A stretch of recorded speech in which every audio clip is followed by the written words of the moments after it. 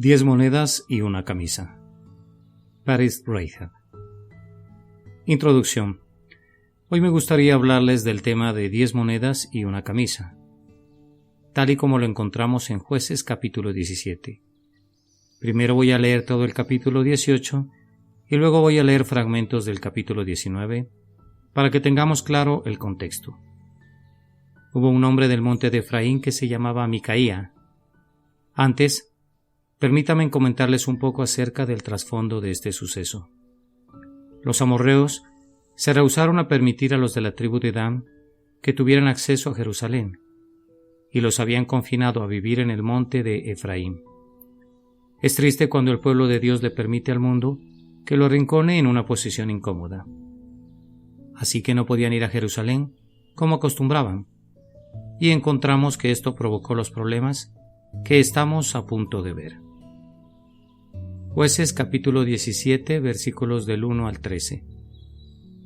Hubo un hombre del monte de Efraín que se llamaba Micaía, el cual dijo a su madre: los 1100 siclos de plata que te fueron hurtados, acerca de los cuales maldijiste y de los cuales me hablaste, he aquí el dinero está en mi poder y yo lo tomé. Entonces la madre dijo: bendito seas de Jehová, hijo mío. Y él devolvió los 1100 siclos de plata a su madre, y su madre dijo: en verdad he dedicado el dinero a Jehová por mi hijo, para hacer una imagen de talla y una de fundición. Ahora pues yo te lo devuelvo. Mas él devolvió el dinero a su madre, y tomó su madre 200 siclos de plata y los dio al fundidor, quien hizo de ellos una imagen de talla y una de fundición, la cual fue puesta en la casa de Micaía. Y este hombre, Micaía, tuvo casa de dioses, e hizo ephod y terafines, y consagró a uno de sus hijos para que fuera su sacerdote. En aquellos días no había rey en Israel, cada uno hacía lo que bien le parecía. Y había un joven de Belén de Judá, de la tribu de Judá, el cual era levita y forastero allí. Este hombre partió de la ciudad de Belén de Judá para ir a vivir donde pudiera encontrar lugar. Y llegando en su camino al monte de Efraín, vino a casa de Micaía, y Micaía le dijo: ¿de dónde vienes? Y el levita le respondió: soy de Belén de Judá, y voy a vivir donde pueda encontrar lugar. Entonces Micaía le dijo: quédate en mi casa y serás para mí padre y sacerdote, y yo te daré 10 siclos de plata por año, vestidos y comida. Y el levita se quedó. Agradó pues al levita morar con aquel hombre, y fue para él como uno de sus hijos. Y Micaía consagró al levita, y aquel joven le servía de sacerdote, y permaneció en casa de Micaía, y Micaía dijo: ahora sé que Jehová me prosperará, porque tengo un levita por sacerdote. Jueces capítulo 18 versículos 1 al 6. En aquellos días no había rey en Israel, y en aquellos días la tribu de Dan buscaba posesión para sí donde habitar, porque hasta entonces no había tenido posesión entre las tribus de Israel. Y los hijos de Dan enviaron de su tribu 5 hombres de entre ellos, hombres valientes, de Sora y Estaol, para que reconociesen y explorasen bien la tierra. Y les dijeron: id y reconoced la tierra. Estos vinieron al monte de Efraín hasta la casa de Micaía y allí posaron. Cuando estaban cerca de la casa de Micaía, reconocieron la voz del joven levita, y llegando allá le dijeron: ¿quién te ha traído acá? ¿Y qué haces aquí? ¿Y qué tienes tú por aquí? Él le respondió: de esta y de esta manera ha hecho conmigo Micaía, y me ha tomado para que sea su sacerdote. Y ellos le dijeron: pregunta pues ahora a Dios para que sepamos si ha de prosperar este viaje que hacemos. Y el sacerdote les respondió: id en paz. Delante de Jehová está vuestro camino en que andáis. Jueces, capítulo 18, versículos 14 al 21. Entonces aquellos 5 hombres que habían ido a reconocer la tierra de Lais dijeron a sus hermanos: ¿no sabéis que en estas casas hay un ephod y terafines, y una imagen de talla y una de fundición?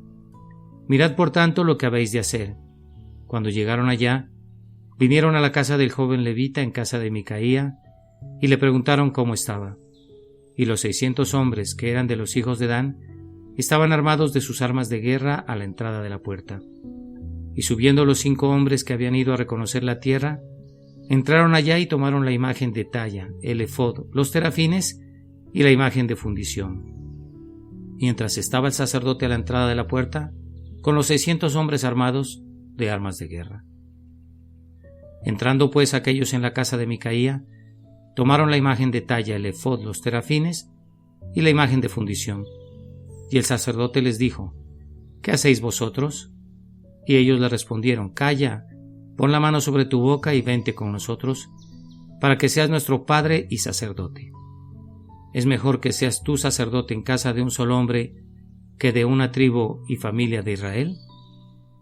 Y se alegró el corazón del sacerdote, el cual tomó el efod y los terafines y la imagen, y se fue en medio del pueblo.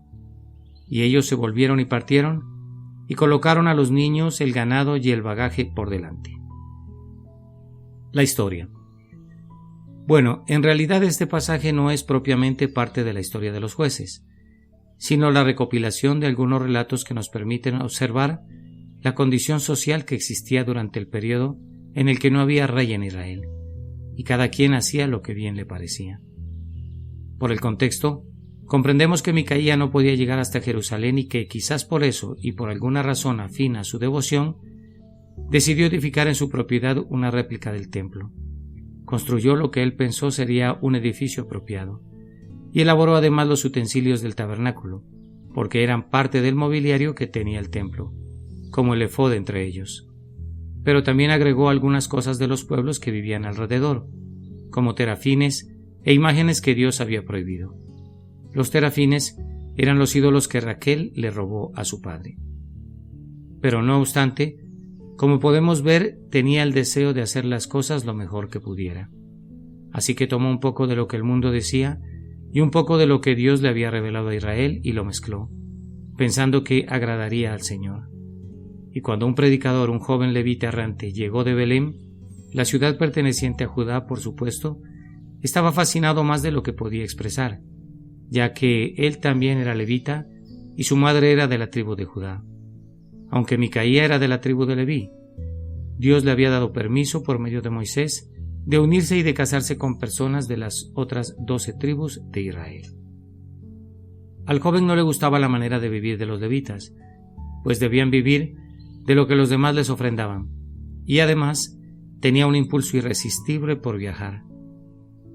Por lo cual salió del lugar donde vivía a ver si podía arreglárselas mejor por su propia cuenta.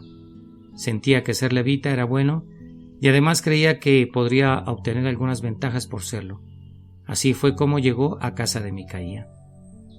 Allí esperó. Lo invitaron a pasar y le pidieron que se convirtiera en su sacerdote.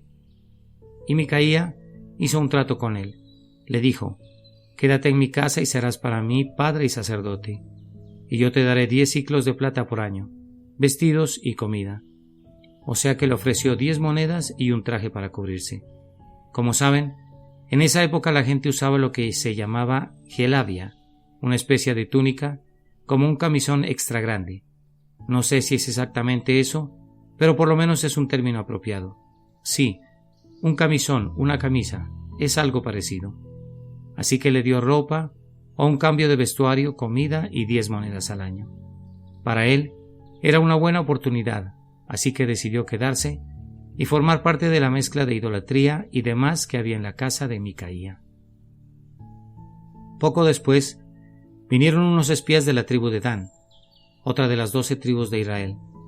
Ellos debieron haber expulsado de sus tierras a los amorreos, pero los amorreos era un pueblo difícil, así que los de Dan andaban buscando otro pueblo que fuera más fácil de expulsar, para asentarse en su territorio.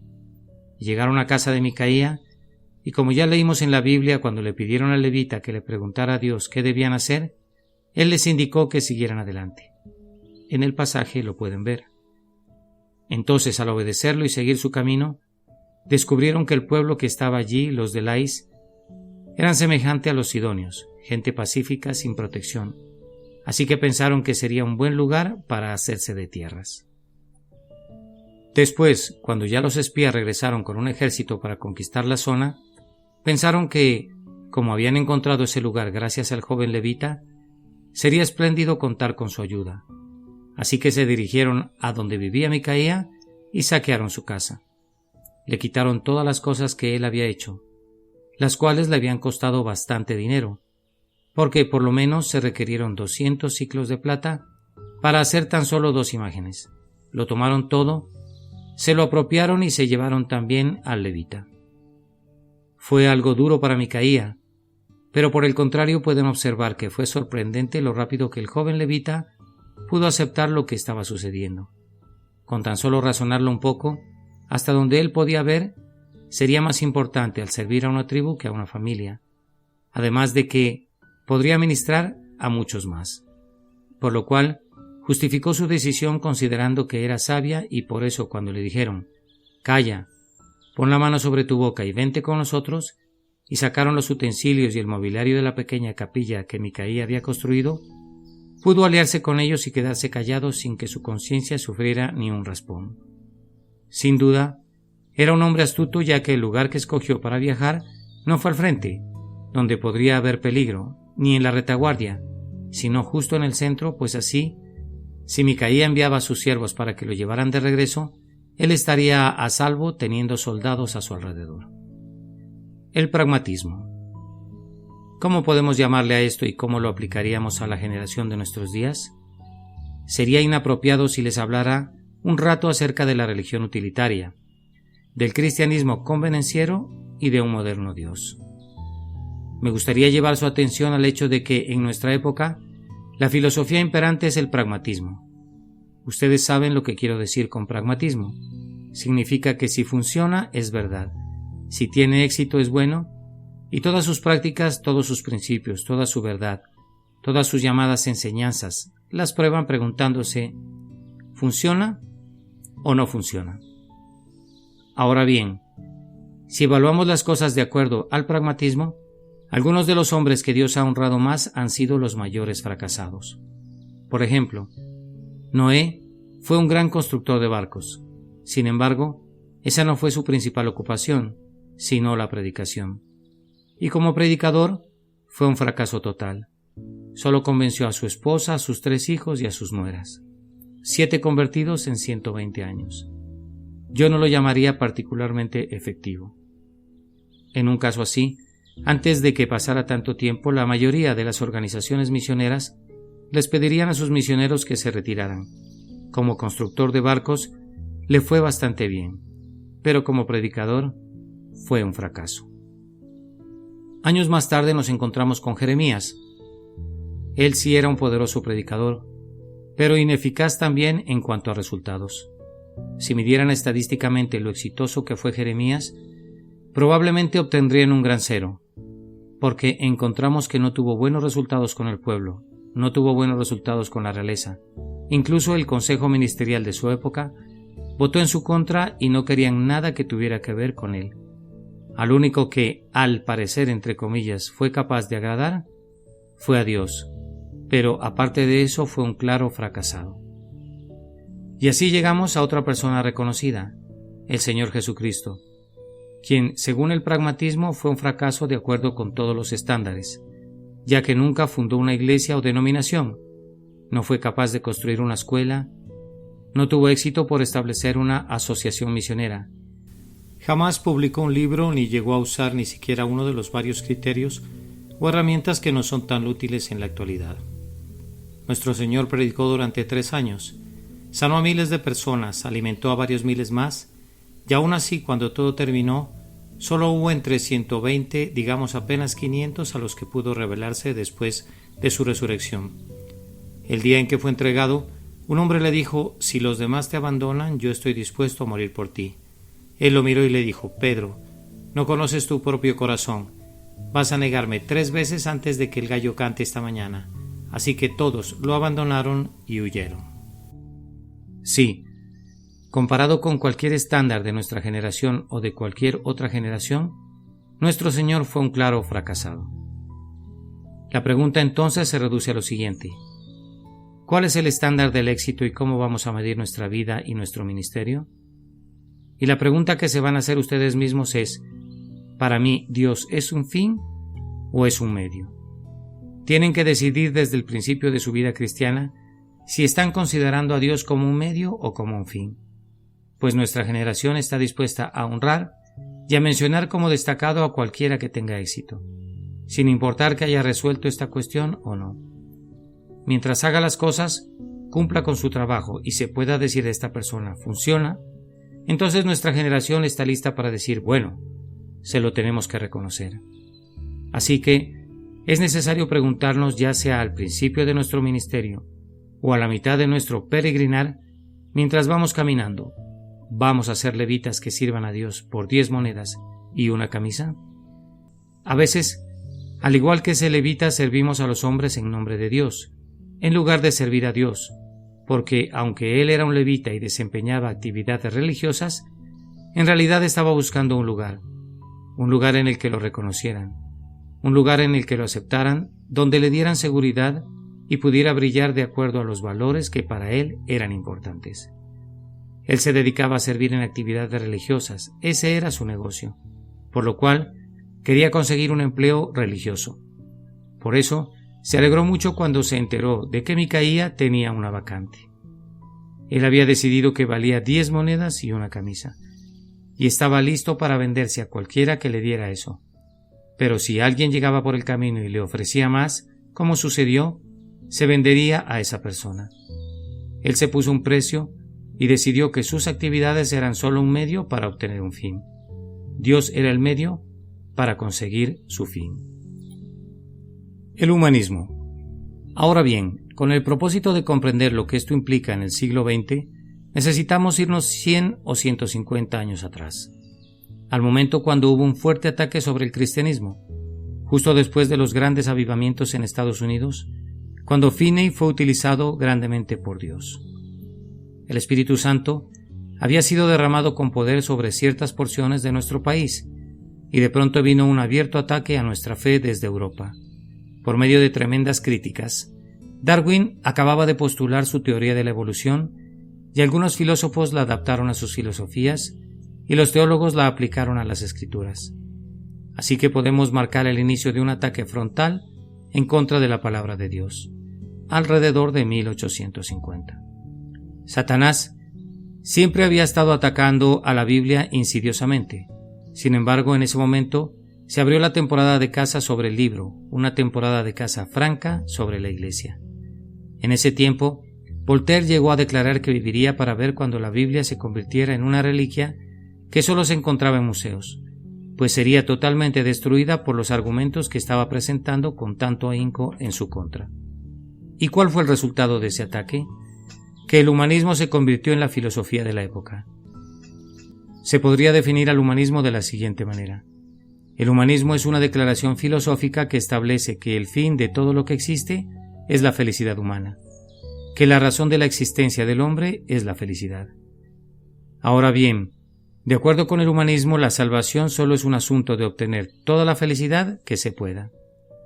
Si uno es influenciado por alguien como Nietzsche, quien dice que la única verdadera satisfacción en la vida es el poder, que el poder se justifica a sí mismo, que, después de todo, el mundo es una jungla, luego entonces depende del hombre ser feliz al llegar a ser poderoso. Debe volverse poderoso por todos los medios que pueda utilizar, porque solo en esa posición de ascensión puede ser feliz. Con el correr del tiempo, el humanismo produciría un Hitler, quien tomaría la filosofía de Nietzsche como su principio de dirección, guía y operación, y quien le dijo a su pueblo: estamos destinados a dominar el mundo, por lo tanto cualquier medio que podamos usar para lograrlo es nuestra salvación. Pero alguien más volteó y dijo: bueno, no, el fin de la existencia es la felicidad. Sí, pero la felicidad no proviene de ejercer autoridad sobre la gente. La felicidad se obtiene de las experiencias sensuales. Y ese pensamiento dio como resultado el tipo de existencialismo que caracteriza a la Francia de hoy, que ha dado origen a la filosofía hippie en Estados Unidos y a la asquerosa sensualidad de nuestro país. Así que, ya que el hombre es esencialmente un animal glandular, cuyos momentos de mayor éxtasis provienen del ejercicio de sus glándulas, la salvación sería simplemente encontrar la forma más deseable de gratificar esta parte de una persona. Y este tipo de pensamiento llegó a ser el resultado del humanismo, al decir que el fin de todo lo que existe es la felicidad del hombre. John Dewey, un filósofo estadounidense que influenció la educación, fue capaz de persuadir a los educadores de que no existían estándares absolutos, de que los niños no tienen que ser educados con ningún modelo en particular. Para él, el fin de la educación es simplemente permitirle al niño expresarse a sí mismo y desarrollar lo que es para que encuentre su felicidad al ser lo que él quiera ser. Así que obtuvimos una permisividad cultural, en la que cada persona puede hacer lo que le parezca bien, y en la que no hay un Dios que gobierna sobre nosotros. La Biblia ha sido desechada, rechazada y desaprobada. Dios destronado. Él no existe. Obviamente, no tiene una relación personal con los individuos.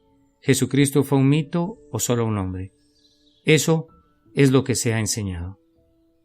El fin de nuestra existencia es la felicidad. El individuo puede establecer los estándares de su propia felicidad e interpretarlos a su manera. Ahora bien, como la religión tenía que seguir existiendo, porque muchas personas vivían de eso, tuvieron que encontrar una manera de justificar su existencia. El liberalismo y fundamentalismo. Así que alrededor de 1850, la Iglesia se dividió en dos grupos, uno de los cuales fue el de los liberales, que aceptaron la filosofía del humanismo y trataron de obtener cierta fama diciendo algo así a su generación. Bueno, pues, no estamos seguros de que exista el cielo ni tampoco de que exista el infierno. Y también sabemos que puedes beneficiarte mucho con la poesía, con los pensamientos sublimes y con las, entre comillas, nobles aspiraciones. Por lo tanto, es importante que vengas a la iglesia los domingos para que podamos leer un poco de poesía y para que te demos algunos refranes y axiomas que te ayuden a vivir. No te podemos decir nada acerca de lo que va a suceder cuando mueras, pero sí te vamos a decir esto. Si vienes todas las semanas y pagas y ayudas y te quedas con nosotros, vamos a ponerle amortiguadores a tu carreta y tu viaje será más cómodo.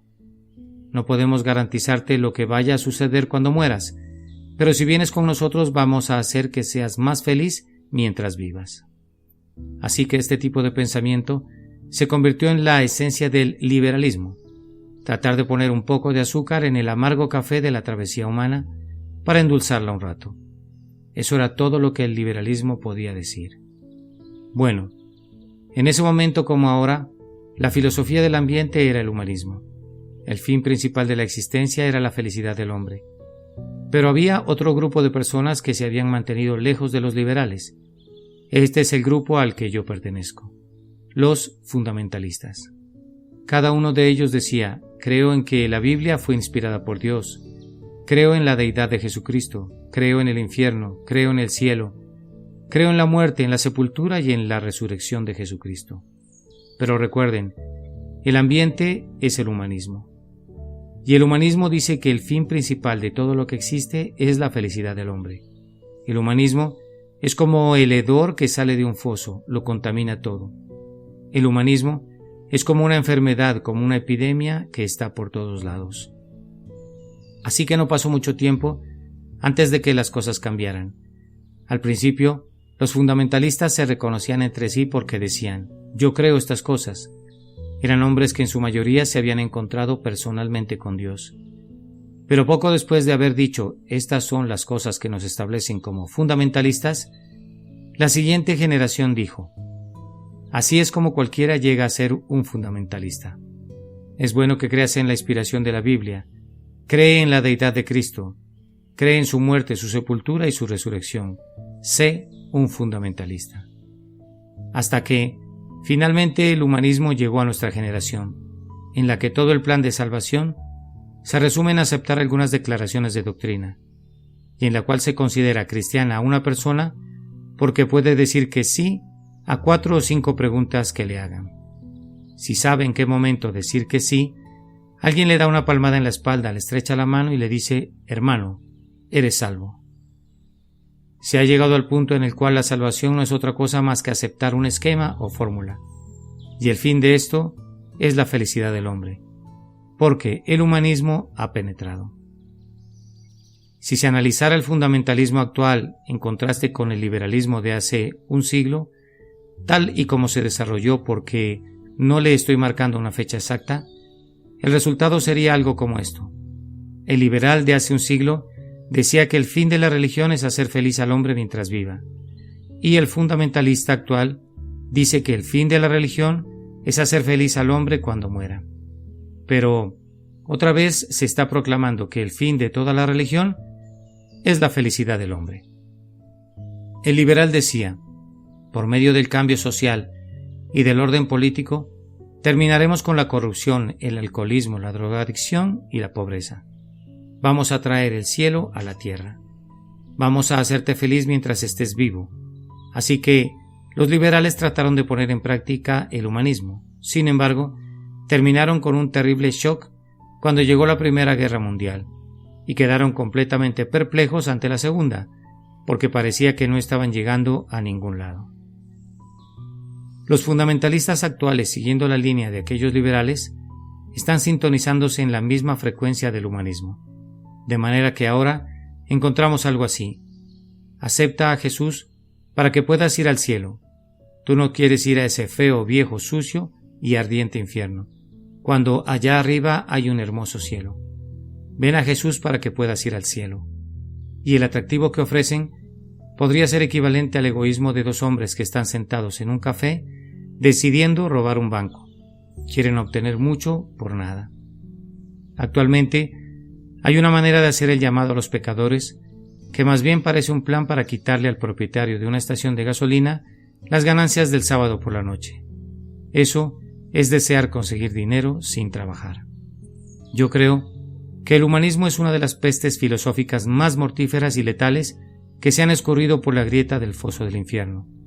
Ha penetrado demasiado en nuestra religión y se opone totalmente al cristianismo. Lamentablemente, pocas veces se le puede reconocer, y aquí encontramos a Micaía, que quiere tener una pequeña capilla y quiere tener un sacerdote y quiere orar y quiere ser devoto porque ahora sé que el Señor me prosperará, y esto es egoísmo y es pecado. Y lo mismo le sucede al levita: viene y se acomoda porque quiere un lugar, quiere 10 monedas y una camisa y su comida. Así que, para tener lo que quiere y para que Micaía también tenga lo que quiere, venden a Dios por 10 monedas y una camisa. Y esta es la traición de los siglos. Y es la traición en la que vivimos, y no veo cómo Dios pueda transformar esta situación. No veo cómo volverle a dar nueva vida. No podrá hacerlo hasta que regresemos al verdadero cristianismo, en oposición total y directa con el apestoso humanismo que ha sido adoptado por nuestra generación en el nombre de Cristo.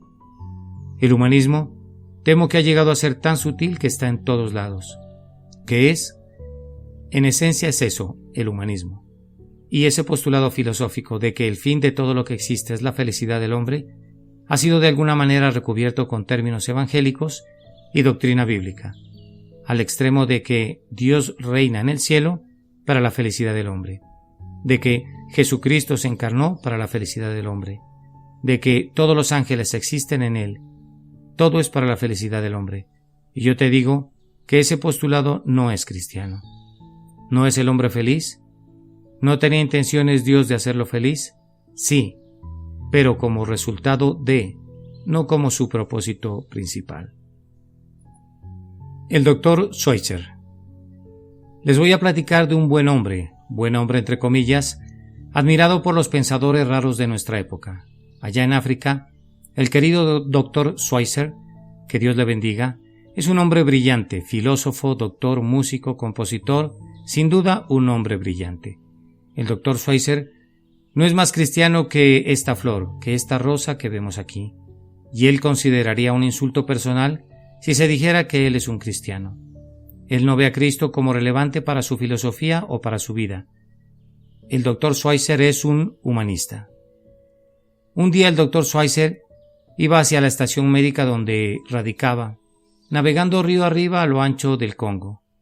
Estaba sentado en la proa del barco, observando a los funcionarios del gobierno belga, que con sus rifles de alto poder iban disparándole a los cocodrilos que se estaban asoleando en los bancos de lodo a lo largo del río. Eran tiradores expertos, Usaban esas balas expansivas que explotan dentro de los cocodrilos. Cada balazo los hacía dar volteretas en el aire a causa de la contracción de sus músculos. Quizás ustedes me pregunten, ¿y cómo sabe esos detalles? Bueno, para mi vergüenza fui culpable de lo mismo en el río Nilo. Y allí estaban esos funcionarios. Ese era su deporte. Metían a los cocodrilos en bolsas y llevaban la cuenta con un cordón que tenían en el mismo lugar donde guardaban su arma. Le hacían nudos para que pudieran ver cuántos cocodrilos habían matado. Un colosal desperdicio de vida. Y allí fue donde Schweitzer vio la esencia de su filosofía. ¿Saben cuál es? 4 palabras. Respeto a la vida, respeto a la vida. A la vida de los cocodrilos, a la vida humana y a cualquier tipo de vida. Mi compañero misionero George Klein vivía a 80 o 95 kilómetros de la estación donde se encontraba este doctor Schweitzer. George, mi compañero, lo conoce. Miren este doctor Schweitzer. Está tan convencido de su respeto a la vida que no le gusta esterilizar su sala de operaciones. Tiene la sala de operaciones más sucia de África, porque la bacteria es vida, y no quiere lastimar a las bacterias benignas al matar las malignas, así que las deja vivir juntas. En una ocasión, su órgano se descompuso. Alguien le había enviado un órgano y los medios para ponerlo en uso. Mi amigo George Klein es un organista experto y también repara órganos. Así que fue a visitar al doctor Schweitzer y el doctor Schweitzer le dijo: George, ¿crees que pueda reparar mi órgano? Es probable que sí, déjame intentarlo. Así que le quitó la tapa trasera y para su asombro descubrió un nido inmenso de cucarachas. George comenzó a aplastar las cucarachas sin dejar que ninguna escapara. Y el buen doctor salió de su habitación con el cabello más parado de lo que había estado en mucho tiempo a causa de su enojo y gritó: «Detente en ese momento. ¿Por qué? Si está arruinando tu órgano. No importa. Solo están haciendo lo que hacen por naturaleza. No las puedes matar por eso». Entonces, uno de los muchachos entró y le dijo: «No se preocupe, señor Klein». Se agachó y con mucha ternura las levantó, metió en una pequeña bolsa todas las cucarachas que encontró y enrolló la boca de la bolsa. Se las llevaron a la selva y ahí las soltaron. Este era un hombre que creía en su filosofía, respeto a la vida. Vivía dedicado a ella por completo, congruente por completo, incluso cuando se trataba de microbios o de cucarachas. ¿Lo ven? Eso es el humanismo. Y el humanismo es congruencia. Ahora les pregunto, ¿cuál es la filosofía de las misiones? ¿Cuál es la filosofía del evangelismo? ¿Cuál es la filosofía cristiana? Si me preguntan por qué fui a África, les voy a decir que fui principalmente para, entre comillas, mejorar la justicia de Dios. No pensaba que estuviera bien que nadie se fuera al infierno sin la oportunidad de ser salvo. Así que fui para darles a los pobres pecadores la oportunidad de irse al cielo. Esto, entre comillas. Ahora bien, no lo he explicado más, pero si analizan lo que acabo de decir, ¿saben qué es? Es humanismo. Yo simplemente estaba tratando de usar las provisiones de Jesucristo como un medio para mejorar las condiciones humanas de sufrimiento y pobreza. Y cuando fui a África, descubrí que los africanos no eran unos paganos pobres e ignorantes corriendo por la selva, esperando que alguien les explicara cómo ir al cielo. Eran monstruos de iniquidad. Estaban viviendo en contra de y con un desprecio al conocimiento de Dios, mucho mayor de lo que yo imaginaba. Ellos merecían el infierno porque se rehusaban a caminar a la luz de sus conciencias, a la luz de la ley que ya tenían escrita sobre sus corazones con el testimonio de la naturaleza y la verdad. Estaba tan enojado que en una ocasión, al estar orando, le reclamé a Dios que me hubiera enviado con gente que no estaba esperando escuchar cómo llegar al cielo.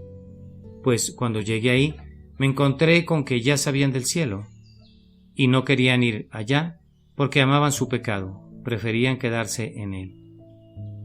El hermano París habla con gran pasión en este párrafo. Fui allá motivado por el humanismo. Había visto fotografías de leprosos, había visto fotografías de gente con llagas, había visto fotografías de funerales nativos, y yo no quería que mis semejantes humanos sufrieran eternamente en el infierno después de una existencia tan miserable aquí en la tierra. Pero fue allí, en África, donde Dios comenzó a arrancarme el recubrimiento de este humanismo. Y fue ese día, cuando estuve orando en mi habitación, con la puerta cerrada, que luché con Dios, porque ahí estaba yo, llegando a la conclusión de que la gente que yo pensaba que era ignorante y que quería saber cómo ir al cielo y que estaba diciendo que alguien venga a enseñarnos, en realidad no quería tomarse el tiempo de hablar conmigo ni con nadie más. No estaban interesados en la Biblia ni en Cristo. Llamaban su pecado y querían seguir en él.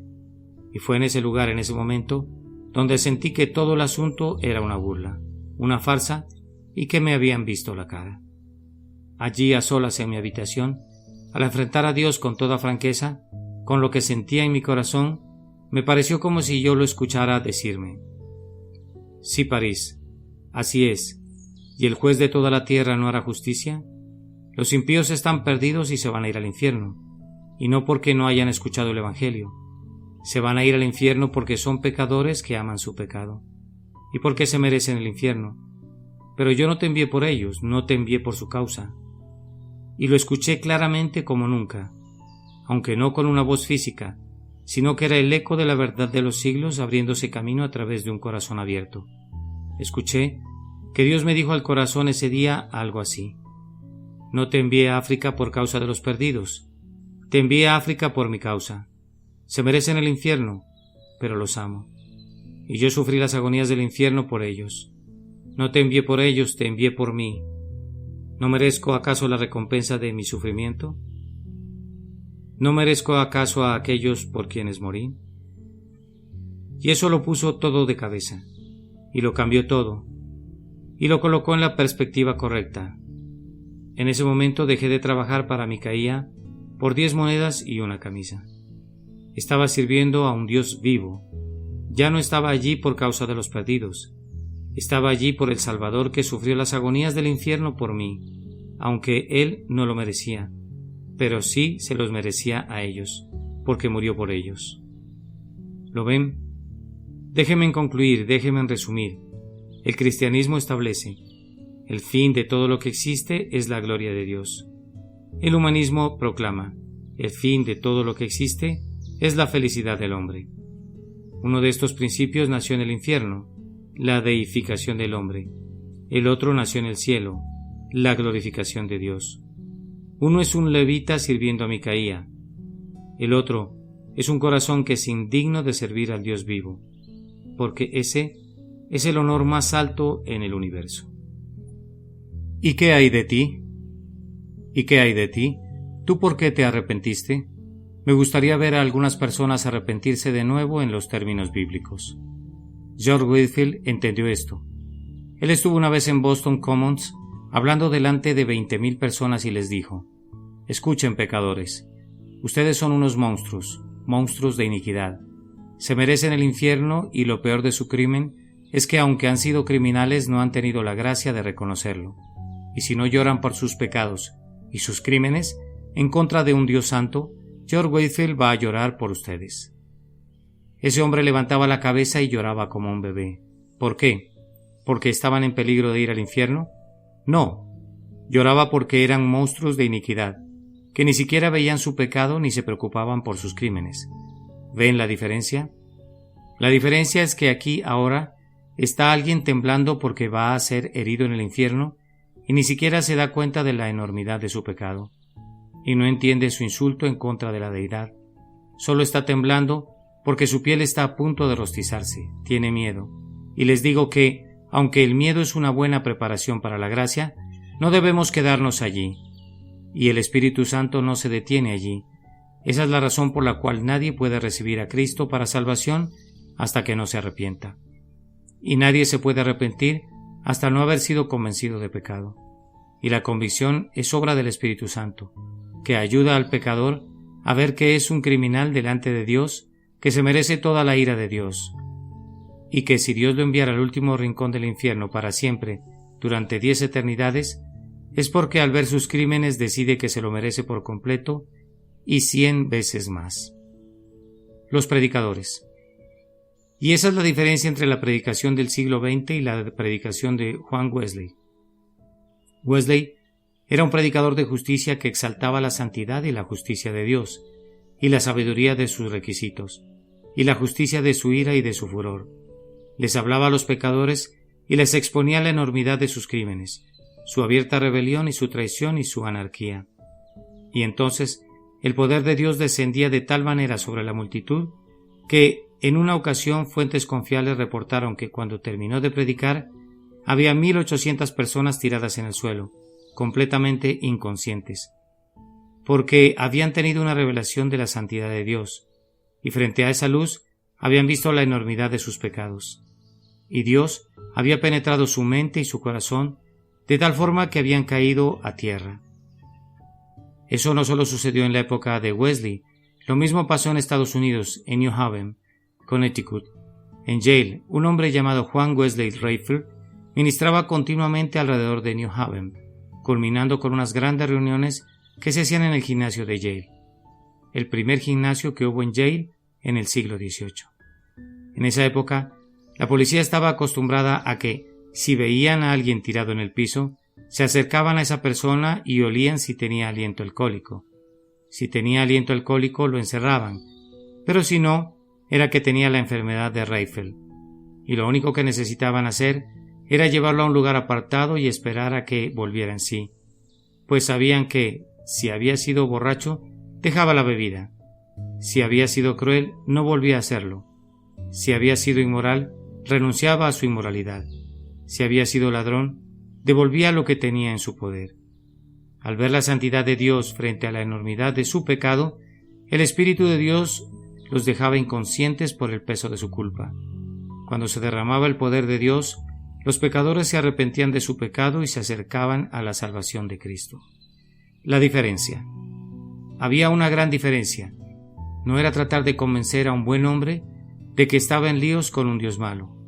Era convencer a los hombres malos de que se merecían la ira y el furor de un Dios bueno, y la consecuencia era el arrepentimiento que llevaba a la fe que conducía a la vida. Queridos amigos, solo hay una razón para que un pecador se arrepienta, y esa es porque Jesucristo se merece la adoración y la reverencia y el amor y la obediencia de su corazón, no porque va a ir al cielo. Si la única razón por la cual te arrepentiste, querido amigo, fue para evitar el infierno, solo eres un levita sirviendo por 10 monedas y una camisa. Eso es todo. Estás tratando de servir a Dios para que te prospere, pues un corazón arrepentido es un corazón que ha visto algo de la enormidad del crimen de jugar a ser Dios y de negarle al justo y recto Dios la adoración y la obediencia que se merece. ¿Por qué debería arrepentirse un pecador? Porque Dios se merece la obediencia y el amor que se ha negado a darle, no para irse al cielo. Si la única razón por la que un pecador se arrepiente es para irse al cielo, no es más que tratar de hacer un negocio con Dios. ¿Por qué un pecador debe abandonar sus pecados? ¿Por qué se le debe desafiar a hacerlo? ¿Por qué debe restituir los daños cuando viene a Cristo? Porque Dios se merece la obediencia que exige. He hablado con algunas personas que no tienen la seguridad de que los pecados pueden ser perdonados. Quieren sentirse seguras antes de estar dispuestas a entregarse a Cristo. Por eso creo que los únicos a los que Dios realmente convenció por medio de su Espíritu y que son nacidos de Él, son aquellos que, lo digan o no, cuando han llegado a Jesucristo, se expresan más o menos así: Señor Jesús, te voy a obedecer, te voy a amar, te voy a servir y voy a hacer lo que tú quieras que yo haga mientras viva, incluso si me voy al infierno al final del camino, simplemente porque eres digno de ser amado, de ser obedecido y de ser servido. Yo no voy a tratar de negociar contigo. Un ser humano. ¿Ven la diferencia? ¿Ven la diferencia entre un levita que sirve por 10 monedas y una camisa? ¿O entre un Micaía que hace una capilla porque Dios lo va a prosperar? ¿Y alguien que se arrepiente para darle la gloria a Dios? ¿Por qué debe alguien venir a la cruz? ¿Por qué una persona debe abrazar la muerte con Cristo? ¿Por qué una persona debe estar dispuesta a ir en identificación a la cruz y a la tumba y volver a la vida otra vez? Les voy a decir por qué. Porque es la única manera en que Dios puede ser glorificado por un ser humano. Si me contestas que para obtener gozo o paz o bendiciones o prosperidad o fama, entonces no es otra cosa más que un levita sirviendo por 10 monedas y una camisa. Solo hay una razón para ir a la cruz, y esa es porque hasta que no te unas a Cristo en su muerte, estás robándole al Hijo de Dios la gloria que podría obtener de tu vida, porque ninguna carne puede gloriarse en su presencia. Y hasta que no hayas comprendido la obra santificadora de Dios por medio del Espíritu Santo, llevándote a la unión con Cristo en su muerte, en su sepultura y en su resurrección, lo sirves solamente en lo que tienes, y todo lo que tienes está bajo sentencia de muerte. Tu personalidad humana, tu naturaleza humana, tu fuerza humana y tu energía humana. Y Dios no va a recibir gloria de nada de eso. Así que la razón por la que vas a la cruz no es para obtener victoria, aunque vas a obtener victoria. No es para obtener gozo, aunque vas a recibir gozo. La razón para abrazar la cruz y perseverar hasta que puedas testificar como Pablo, estoy crucificado con Cristo, no es lo que vas a obtener de ello, sino lo que Él va a sacar de ti para gloria de Dios. ¿Por qué no has perseverado para conocer la plenitud del Espíritu Santo? ¿Por qué no has perseverado para conocer la plenitud de Cristo? Te voy a decir por qué. Porque la única manera posible de que Cristo pueda recibir la gloria de una vida que ha sido redimida por su preciosa sangre es cuando puede llenar esa vida con su presencia y vivir a través de ella su propia vida. Lo genial de nuestra fe no es que aparentemos como el levita que fue contratado para servir a Dios, no, lo genial de nuestra fe es que lleguemos a un punto en el que sepamos que no podemos hacer nada más que presentar el vaso y decir, Señor Jesús, tú eres quien tienes que llenarlo, y todo lo que se tenga que hacer tiene que ser hecho por ti y para ti, pero no lo hacen así. Conozco a mucha gente que está tratando de conocer la plenitud de Dios solo para poder usar a Dios. El joven predicador. Un joven predicador me fue a ver cuando estaba yo en Huntington, West Virginia, y me dijo, hermano Reinhardt, tengo una iglesia grandiosa, un programa de escuela dominical maravilloso, y el ministerio de radio está creciendo cada día. Pero siento una necesidad personal, una carencia interior. Necesito ser bautizado en el Espíritu Santo. Necesito ser lleno del Espíritu. Una persona me dijo que Dios había tratado con usted de forma especial y por eso vine. Me pregunto si me podría ayudar. Miré al joven y ¿saben a quién se parecía? A mí. Se parecía a mí. Vi en él todo lo que había en mí. ¿Pensaste que iba a decir a lo que había en mí antes de qué? Pues no. Escucha, si alguna vez te has visto a ti mismo, sabes que nunca vas a ser más de lo que eras. Porque yo sé que en mí, esto es en mi carne, no mora el bien. Sí, se parecía a mí. Ese joven era como un hombre que llega a la gasolinera en un Cadillac y le dice al del servicio, llénalo, amigo, con la gasolina de mayor octanaje que tengas.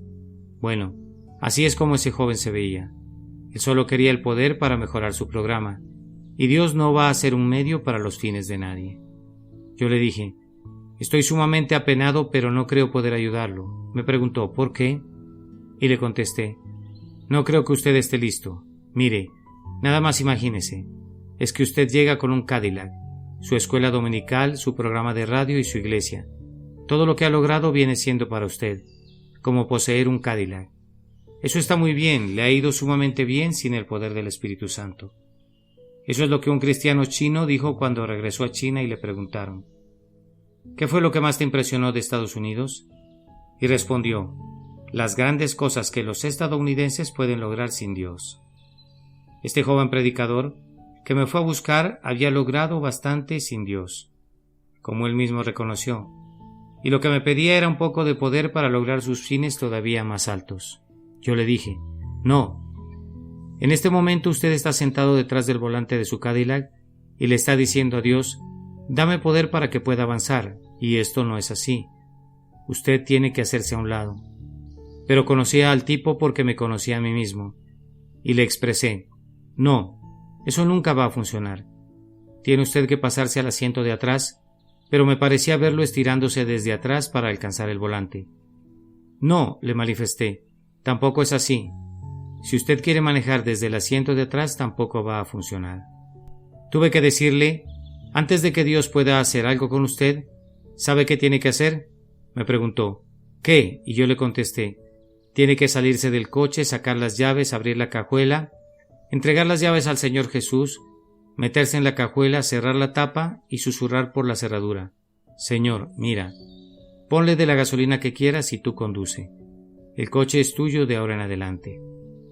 Por eso es que muchas de las personas que conocemos no entran en la plenitud de Cristo, porque quieren convertirse en levitas que se venden por 10 monedas y una camisa. Han estado sirviendo a Micaía, pero creen que si tuvieran el poder del Espíritu Santo, podrían servir a la tribu de Dan. De esa manera nunca va a funcionar. Solo hay una razón por la cual Dios te necesita, y es para llevarte al punto en el que, gracias a tu arrepentimiento, seas perdonado. Así, Él recibe la gloria. Y cuando en victoria has sido llevado al patíbulo para que Él reine y permanezcas en su plenitud, Jesucristo puede vivir y caminar en ti. Tu actitud debe ser como la del Señor cuando dijo: No puedo hacer nada por mí mismo. Así que, siguiendo su ejemplo, yo no puedo hablar por mí mismo, ni tampoco me toca a mí hacer los planes. La única razón de mi existir debe ser la gloria de Dios en Jesucristo. Si yo te dijera: ven a recibir la salvación para que puedas ir al cielo, ven a la cruz para que puedas tener gozo y victoria, ven a la plenitud del Espíritu para que puedas estar satisfecho, estaría cayendo en la trampa del humanismo. Por lo tanto, voy a decirte, querido amigo, si estás por allí sin Cristo, ven a Jesucristo y sírvele el resto de tu vida, sin importar si al final del camino te vas al infierno. Hazlo solo porque Él es digno. Y te digo a ti, amigo cristiano, ven a la cruz a unirte con Él en su muerte y entra a todo lo que significa morir para que Él pueda tener gloria. Te digo a ti, querido cristiano, si no conoces la plenitud del Espíritu Santo, ven y presenta tu cuerpo como sacrificio vivo y deja que Él te llene para que en ti se cumpla el propósito de su venida y Él sea glorificado a través de tu vida. No es lo que tú vas a obtener de Dios, es lo que Dios va a obtener de ti. De una vez por todas vamos a deshacernos del cristianismo utilitario que hace de Dios un medio en lugar del fin glorioso que es. Renunciemos a eso. Digámosle a Micaía que ya se acabó, que ya no vamos a ser sus sacerdotes que sirven por 10 monedas y una camisa. Vamos a decirle a la tribu de Dan que se acabó, y vengamos a echarnos a los pies atravesados por un clavo, a los pies del Hijo de Dios, y digámosle que vamos a obedecerlo y amarlo, y a servirlo por el resto de nuestra vida, solo porque Él es digno.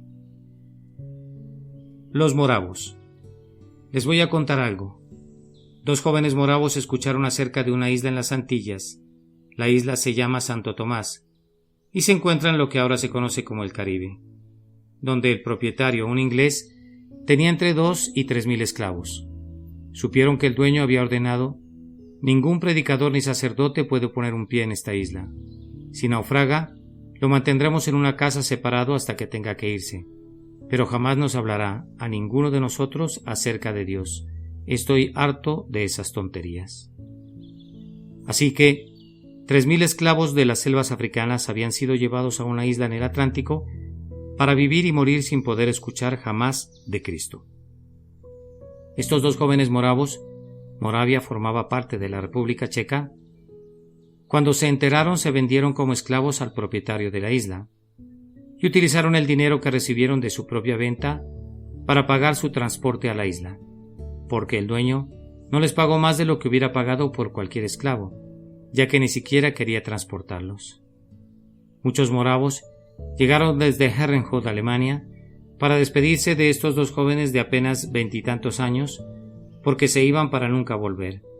Y es que no era un viaje de misiones de 4 años, se vendieron para ser esclavos de por vida, ya que por ser cristianos, la única forma de poder estar en la isla era irse así, como esclavos.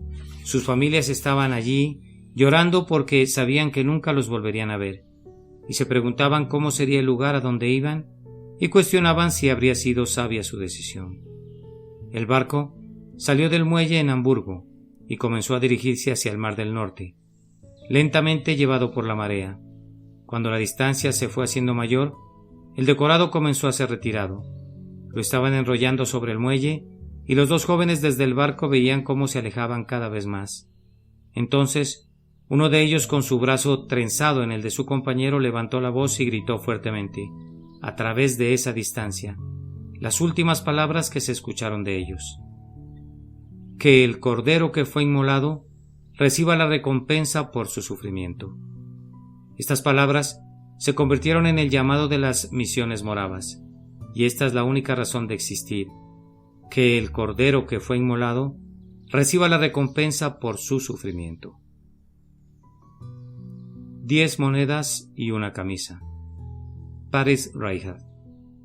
Por Misión Campamento 42.